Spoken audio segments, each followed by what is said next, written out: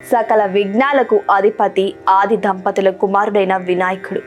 ఆయనను పూజిస్తే అన్ని సంకటాలు తొలగిపోతాయి. మన జీవితంలో ఎదురవుతున్న ఎలాంటి అడ్డంకునైనా తొలగించేందుకు, ఎలాంటి సమస్యనైనా పరిష్కరించేందుకు వినాయకుడి అనుగ్రహం చాలా అవసరం. ఆ వినాయకుడిని ప్రసన్నం చేసుకునేందుకు మన దగ్గర ఒక ఉపాయం ఉంది. అదే సంకటహర చతుర్థి. ఈరోజు కనుక వినాయకుడిని పూజిస్తే ఎలాంటి గ్రహ దోషాలైనా తీరిపోతాయట. పెళ్లి కాకపోవడం, పిల్లలు లేకపోవడం లాంటి కష్టాలు తొలగిపోతాయి. ఆర్థిక సమస్యలన్నీ దూరమైపోతాయి. ఈ పూజ చేసేవాళ్ళు సూర్యోదయానికి ముందే నిద్ర లేవాలి. తల స్నానం చేసి పూజ గదిని శుభ్రం చేసుకోవాలి. రోజంతా ఉపవాసం ఉండాలి. పాలు, పండ్లు, పచ్చికూరలు మాత్రమే తీసుకోవచ్చు.